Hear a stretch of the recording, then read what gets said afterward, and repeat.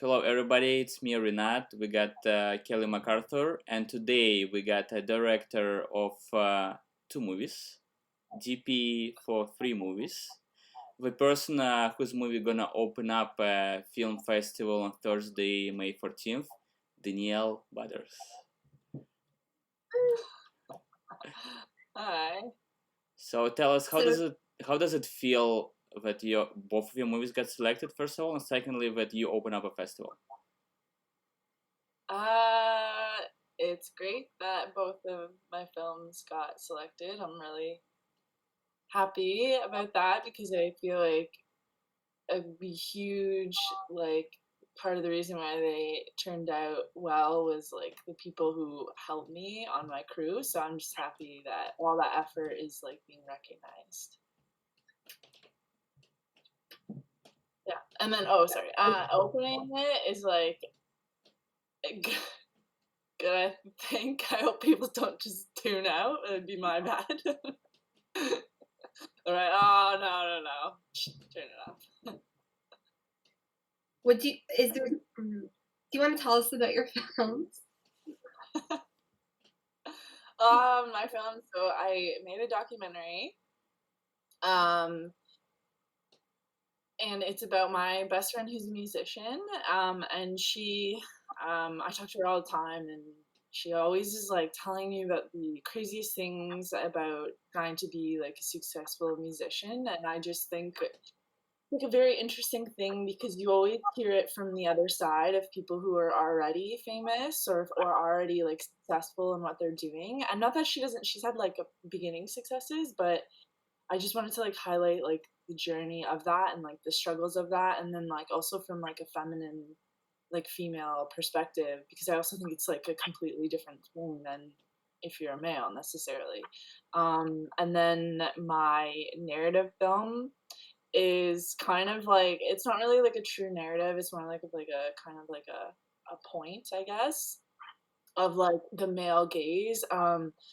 And like to me, I thought it was just interesting to highlight like something that happens, I think, to a lot of women that's maybe more subtle and like people don't realize like how uncomfortable it makes women feel. And I think it's like also a cultural like precursor to something worse, like horrible, like abuse and violence and things like that. So I just kind of wanted to do something like that. Just not the most like cheerful topics, but yeah. So how did you come up with these ideas? The documentary one was, who do I know? What can I see that's interesting about them? And are they accessible and is it easy to do or easier, I guess? And that was my friend Victoria, or Lemon, which is her stage name.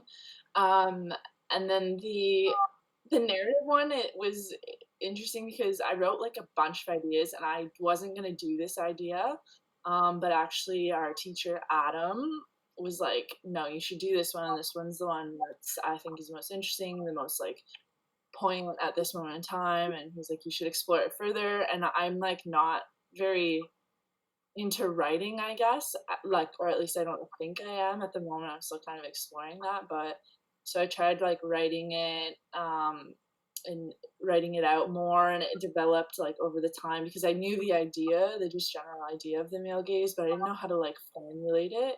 So I tried my best, I guess, but yeah. So it was mostly Adam that like encouraged me to make the male gaze. How does your writing process look like for your narrative? My writing process looked like this. Me calling all my friends, telling them about the concept, being like, have you ever had like an experience like that? And then kind of taking from those experiences and my own experiences and like kind of creating a hybrid experience, and then getting people to read it, gauging whether they were uncomfortable, could they relate, could they like see themselves, and not just that, but like both the male and the female perspective on what I was writing. And I asked a lot of people, and then I would fine tune it from there until I kept like getting closer to the reaction that I wanted, I guess. So that was my writing process. A lot of feedback, trial and error. So, what challenges did you face during your productions? Challenges that I faced during my productions were weather was the one for my documentary. It was freezing and there was like a snowstorm that happened when we drove down to Toronto. And then like for my narrative film, I think the bus scene was like I don't know if it was like a struggle, but it was like very daunting because we had got the bus, we got the okay that we could film on a bus, which was great. But then I was like, okay, we have to make it seem like it's moving. We have to like create this whole illusion. It's one thing to have like a set, but like to make it functional, I think was very daunting. But Aniket and I did a bunch of camera tests before, and Renat had given us some YouTube links, which like really like sparked some ideas of how we could like actualize the movement of the bus, and it turned out like I think fairly decently. Like if you're really looking for it, I mean maybe it's not like the most accurate thing, but if you're just like immersed in the story, I think it doesn't take it out of it. So I mean that's the goal, right? I mean with the limited resources that we had, I think it turned out pretty well. Danielle, if you have a chance to reshoot something, what you would reshoot?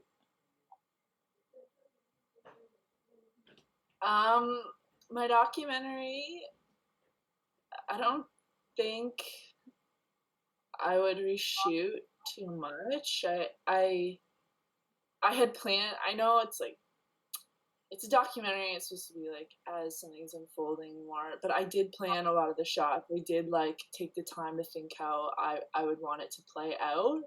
I planned the interview questions and I had them all color coded and to kind of create a story. I mean, I didn't know what she was going to say, and I didn't show her the questions before, but I kind of tried to structure it as best I could to give me the best opportunity to create a story in post production. So I don't have any regrets about that one, or not regrets, I guess. But for my narrative, I would love to reshoot the whole thing because I just think I planned as well for that one. But I think being a first time director, it's you're thinking about like 40 things at once when you should just be really thinking about the story and how it's unfolding on the screen from a narrative perspective. Or mine is there's no dialogue, so it's really based on like visual and like subtle cues, and I wish I spent more time kind of like really making those hit stronger and making them kind of like last longer, or just have like the actress or actor sit with them. So I would reshoot like that entire thing. Not that I think it's bad, but I just think it could just be like another step up from what it turned out to be. But I'm happy with it regardless. What would be one of your favorite memories on either of your sets or anyone else's sets? Oh, I don't know. My favorite memory. I don't know. Probably Kailee was probably in your film when we were up shooting the bedroom scene, and we were just like tired, and we were trying to do that one shot that we did like 20 times, and like Ray kept messing up, and we were all just like, "You're fine," and like just laughing because we were all just like hysterically like tired. So that was probably my favorite thing, which I feel like basically it was just because we were just had been going all day and we were just like kind of at a giggly point, and then we were like I was like playing the ukulele, like Simon was playing like Spanish guitar at one point. It was just fun. I don't know, I liked it. Yeah. Who got fired the most on your film set, and how many times? If you remember. It was probably you. It was probably you on the bus day. No, yeah, I honestly think it might have been you. I think I get fired the most on the most set. Yeah. Take the hint. Take the hint. I'm just joking. Yeah, Uh, just you. No, just you. Just in a joking manner, though. um, which director or movie influenced on either your documentary or narrative?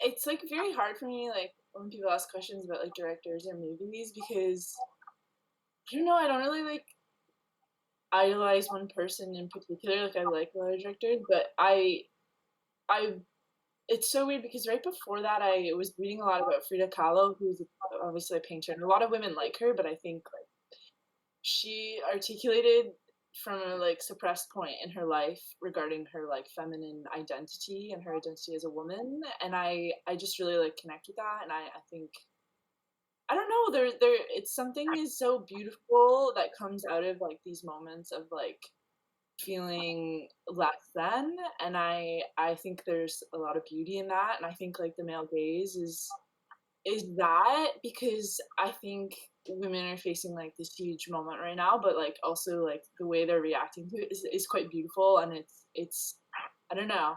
I don't know. Yeah. So more of like painter, like photographers inspire me. Like a movie though that like always comes to mind when I think of my films that I did this semester, where there's a movie called North Country with Charlize Theron, and it's her in a mine up in northern Minnesota, which is where I went to school actually, but it's like her trials and tribulations and hardships of like being a woman in an all male like workforce, and like her struggle with that. So I don't know, I think of that one, but yeah. What are your plans for the future? Uh you're looking at it, baby. Isolation. No, I don't know. My plans for the future are just like to try and like support myself, but also like trying to create things at the same time. Like I'm not just gonna walk out of film school with like a a directing job, obviously, or something where I have all the creative control. But I think to do the like the stepping stone roles, or to work on like as a crew member that is just there to like give you coffee or whatever, I'm super down to do and open to that. But like I hopefully in my spare time, which I feel like there won't be a lot of, I hope to like stay creative on my own things as well. Is it something you're afraid of towards your future? And if it is, what it is? Um yeah, of course I'm like a very anxiety-ridden person, so of course I have like reservations about the future. I think like anybody coming out of school, especially in more of an artistic field where you're not like just guaranteed something, um, is tough. How I'm staying. What was the question? How I'm staying I mean, like, if you're positive. afraid of something after, like, let's say graduation, what is gonna be? What's your fear? My fear after graduation. Yeah. I don't know. Probably too many to just list in this like short interview. But my fear would just be like not being creative, like because I had already a career path in science, and it literally like my soul just crumbled bit by bit because I was just doing repetitive, like nothing like creative about it. And I changed and uprooted and make like a very hard decision to like change that. And if I was just stuck in the same kind of position, I think it would be like my worst fear come true. So I think that is just like I know I'm not going to necessarily be like creative automatically or given opportunities like that, but to do it on my own and always be like working towards my own goals, as well as like trying to make connections and like just helping other people achieve their creative goals, I guess. Would you say in the future you'd want to make like a full length version of either of your films? Yeah, my best friend, I would love to continue documenting her. Like, I just think it's fascinating. Like this behind the scenes kind of look. And I know this musician thing has been done before, but my friend is just such a very straightforward and candid person who's like very well articulated, that I would just love to continue on this like journey of like, because I think she's talented, I think she's going to be successful, and just to follow that trajectory, it would be just an interesting concept. For the male gaze, I don't know if I'd want to make it into a feature thing. It was more supposed to be just kind of a short, like kind of like point, not necessarily a story. But I would love to continue to just tell like a woman's story that kind of reflects that same narrative, just to like continue to highlight like the female perspective on life, whatever avenue that person may be living. How does it feel to be a female director right now? I don't know. Feels fine. How's it feel to be a male director? Probably less fine right now.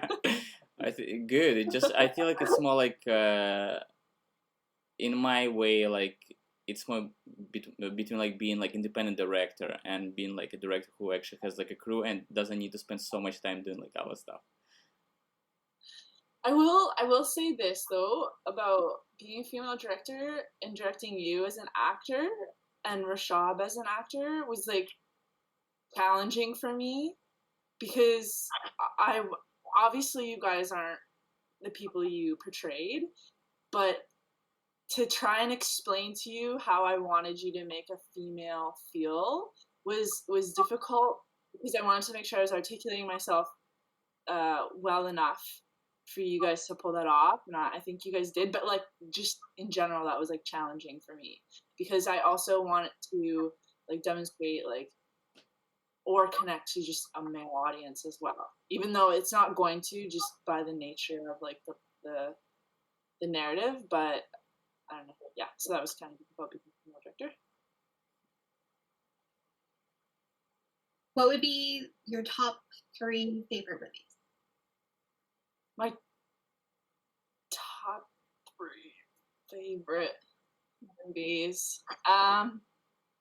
Okay, well, Children of Men by Alfonso Cuarón is still one of my favorites. Just the concept is amazing, and I love his work just in general. Like Roma is good. I love Persona by Ingmar Bergman. I'm like a Bergman fan. My third one, I don't know. Maybe Take Shelter. It's with Michael Shannon. That one's a good one. Yeah. I hope you would say Two Sheriffs by Renat Absalyamov. Actually, Finissimo by Kailee McArthur. Kailee got a really good movie. You gotta say good things, man. You're the one that shot it. Yeah, cinematography was. But are you saying it because it's a really good movie or because you were the one who shot it? I'm saying it because of both, but mostly because it's not your film. Just joking. This what's your expectations towards the First Take Film Festival? Expectations? I don't know if I have any expectations, because like it's like a whole new territory for I think all of us and like a lot of the world to have like a film festival online. And even if it wasn't online, I still think I just wouldn't have any expectations, because like an experience that I've never like had before or like been or experienced. So I don't really have any expectations.